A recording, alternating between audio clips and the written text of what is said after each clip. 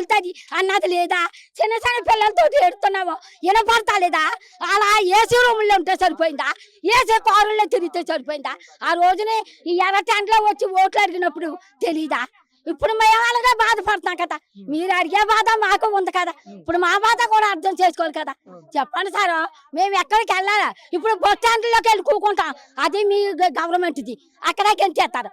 తర్వాత రైల్వే స్టేషన్లోకి వెళ్ళి కూకుంటాం, అది మీ గవర్నమెంట్ది, అక్కడే గెలిచేస్తారు. చెట్టు కిందకి వెళ్ళి నించుంటాం, అది మీ గవర్నమెంట్, అక్కడే గెలిచేస్తారు. మరి లేబర్ ఎక్కడ ఉంటారా? మీకు ఓట్లు ఎలా పడతాయి?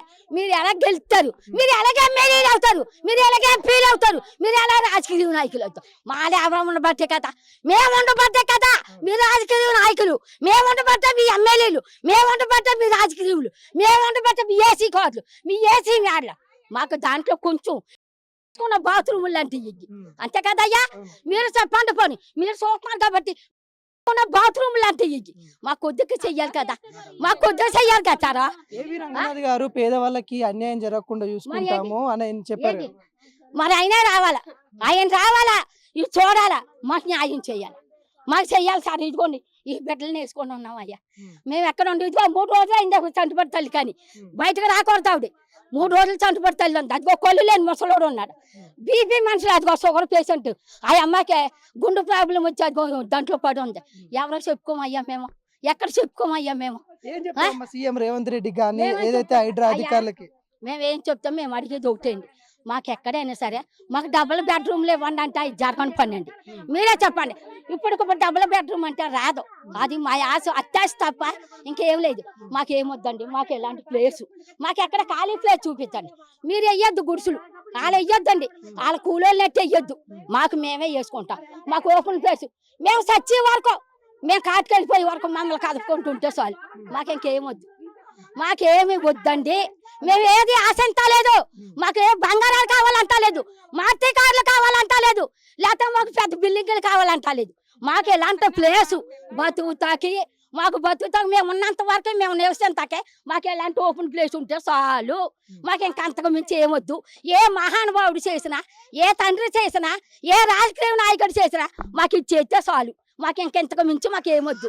మాకు నీళ్ళు బిల్లు అని అంటున్నారు, ఐడియా వాళ్ళు వచ్చి మీ నీళ్ళు బిల్లు ఏదని అంటున్నారు. మేము 5 రూపాయలు ఎట్టే డబ్బా కొనుక్కు చేసుకుంటాం. ఇవాళ తానం చేస్తే మీ దగ్గర చెప్పుకోవడం, ఆ 5 రూపాయలు అయిపోతాయి, రేపొద్దున మాకు రాదేమని ఇవాళ తానం చేస్తే రేపు తానం చెయ్యి, ఎల్లుండి మళ్ళీ కొనుక్కు తెచ్చుకొని చేస్తాము.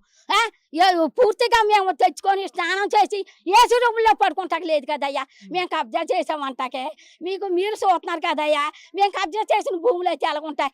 డాబాలు వేసుకుంటాం, కనీసం రేగు షెడ్ అన్ని వేసుకుంటాం కదా, రేగు షెడ్ అన్ని వేసుకుంటాం, బాత్రూమ్ అన్నీ ఉంటాయి కదా. ఆ జంగల్లోకి వెళ్తాం సార్, ఆ టైంలో ఏ పాము కరిచినా, ఏ పొట్టుగా దేవుడు ఆశ్రయించి ఇంకా మమ్మల్ని ఆ జోలికి రా. నిన్నగాక మొన్న ఇంత కొండసాలు వస్తే మా కుర్రోళ్ళు అందరూ చంపారయ్యా. మేము ఎవరో చెప్పుకోమయ్యా, మా బాధ ఎవరో చెప్పము, ఎవరు వింటారని చెప్పమయ్యా. వస్తున్నారు, అడుగుతున్నారు, వెళ్ళిపోతున్నారు. మాకు న్యాయం చేసిన మహారాజా ఎవడో లేదు. అదిగోండి ఇంకా కూసేపు నాకు వస్తారండి, కంటికి అన్నం పెట్టుకొని తిందామన్న కంచంలో అన్నం వేసుకుంటానికి వచ్చేస్తున్నారు, పడగొట్టేస్తున్నాము. తర్వాత ఎవరో పోలీసు వాళ్ళని తీసుకొస్తాం, రోడ్డర్లు వేసుకొని తొక్కించాం. మా చెల్లి బతకాయలు కూడా రోడ్డర్లు వేసి తొక్కించామన్నారండి. ఏం చెయ్యండి సార్. అప్పుడు మీ కాడికి ఎవరైనా అధికారులు వచ్చారా ఇక్కడికి ఓట్లు ఏమని? అదేంటి ఇప్పుడు ఎవరో చెప్పారు చూడండి, మేము అయితే కళ్ళుతో చూడం కదండి. ఎవరన్నదే మాకు గుర్తుండదు కదా. ఇలాగ ఆ మాసకి పొన్నానికి వస్తే పలానా ఆయన మాకేం తెలుస్తారు, ఏదో వస్తున్నారు, అడుగుతున్నారు, ఏదో వేసాం. ఇలాంటి ఎర్ర టెంట్లోని బోర్డు మండలి నడుచుకొని వేసాం అయ్యా రేవంత్ రెడ్డి కోట్లు. మాకు చేసే పరిష్కారం మీద, మాకు ఎట్టేది శాపనార్థం మీద మాకు చెప్పండి మీరు. మేము వెళ్ళి ఎర్ర టెంట్లో పడి మాకు కనీసం ఆటో ఛార్జ్ కూడా లేకుండా నడుచుకొని వెళ్ళి మా నాయకుడు రావాలా, మాకు పేరు రావాలా, మాకు ఎప్పుడని ఏదైనా వస్తే మాకు సాయం చేయాలని ఎర్ర టెంట్లో నడుచుకొని వెళ్ళి మాకు చేసే మేలు ఇదా, మాకు చేసే సహాయం ఇదా? చెప్పండి, ఎంతవరకు మీకు న్యాయమో మీరు ఆ న్యాయాన్ని బట్టే మాట్లాడండి. ఇంతకంటే మేము ఎక్కువ మాట్లాడలేం సార్, ఇంతకంటే ఎక్కువ మాట్లాడలేం. బయటకు వెళ్ళి బతికే కెపాసిటీ కూడా మాలో లేదండి. ఇప్పుడు రూమ్ రెంట్కి వెళ్ళిపోతే 10,000 కట్టమంటున్నారు. 10,000 మాకు ఎలాగొస్తాయండి? ఒక్క పూట కట్టబడపోతేనే మాకు గెంజి లేదు కదయ్యా. 10,000 ఇచ్చి మేము ఎక్కడ ఉండము, ఎలాగిచ్చి ఉంటాం చెప్పండి? 10,000 పెద్ద ఆవేదన వ్యక్తం చేస్తా ఉంది. వాళ్ళకి ఓట్లు వేసేటప్పుడు వచ్చారు, మేము ఎర్ర టెండలో కూడా మేము వెళ్ళి ఓట్లు వేసామని కూడా వ్యక్తం చేస్తా ఉంది. చాలా బాధ వ్యక్తం చేస్తా ఉంది. గత 20 సంవత్సరాల నుండి 20 సంవత్సరాల నుండి ఉండి ఇక్కడ ఉంచి పెడుతున్నానయ్యా, ఎంతైనా దండం పెడతా. రేవంత్ రెడ్డి ఎక్కడ ఉన్నావయ్యా? నీకు నమస్కారం పెడుతున్నావయ్యా. మా చంటి పిల్లల్ని చూడండి, మరి మా మగం మీరు ఆలకించండి అయ్యా. ఒక్కసారి కొన్ని తెరవండి అయ్యా. మాకు ఇక్కడ ఉండే స్థలం మాకు ఇయ్యనైనా, మాకు ఇంకేమొద్దు. వెళ్ళిపోయినప్పుడు మా నెత్తి మీద వేసుకొని వెళ్ళిపోమయ్యా. మీకే వదిలేసి వెళ్ళిపోతాం. మీకు నమస్కారం పెడుతున్నామయ్యా. ఒక్కసారి కొన్నెత్తి చూడయ్యా. మా ఇంకా నీ చెవులతో ఆలకించయ్యా. నాగార్జునకి మాకు పోలికి చేస్తున్నారయ్యా. నాగార్జున ఎక్కడ, మేమెక్కడ చెప్పండి అయ్యా. నాగార్జునలాగా మేము ఎందుకు కబ్జా చేస్తాం సారా?